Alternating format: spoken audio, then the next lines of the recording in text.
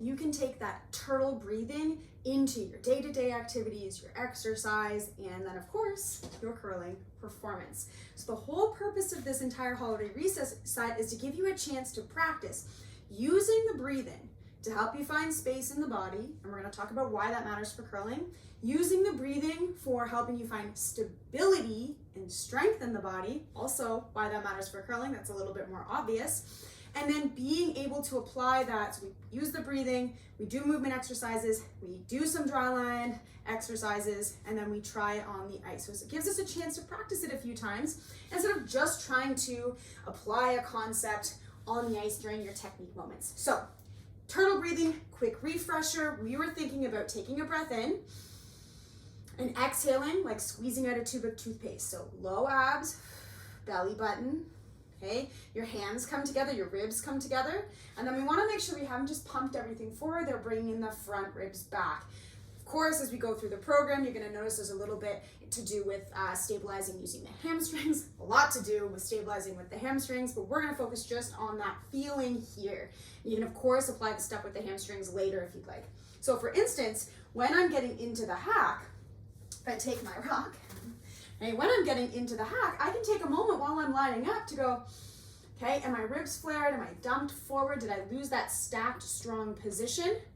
Or can I get a nice, full, long exhale? In my opinion, when you're taking a deep breath, it's the long exhale that's helping to manage the emotions and also give us some stability. And that in itself, the low abs getting on with the ribs coming in, the chest staying tall, is gonna help us when we're trying to get that hip shift, in this case, into my left hip, and my right, as I lower down into the hack. So it's gonna help me find stability, square up the shoulders and the hips, so that when I go to throw, I feel stable. The other way that breathing helps, and that the turtle breathing exercise helps, when we breathe in, we take that expansion, and that's gonna help us if you're one of those people that kind of get a little jacked up in the shoulder. You're trying to stabilize through the shoulder instead of getting in here. And part of it is that ability to reach and find expansion in the side ribs in particular on the left. So if you're thinking about it in the delivery or in the setup, exhale, low abs. Okay, gives us that big reach forward, but then brushing. This is something that not a lot of people talk about. We've got one arm down, okay, and one arm up, which means I almost need to have length and flexibility on this arm down side, even though I need to be strong, okay, but it's not crunched. We're pressing away, we're looking for length, in this case on my left side. My right side's gonna find a little bit more expansion through the chest and compression along the right side ribs. So we're looking for length on the left, compression on the right. Now on the side that I'm holding myself up on, I'm going down this direction. Because I want my body weight to be moving in the direction of travel, I like to think of bringing that front rib, so your front ribs, imagine them pulling across when you exhale.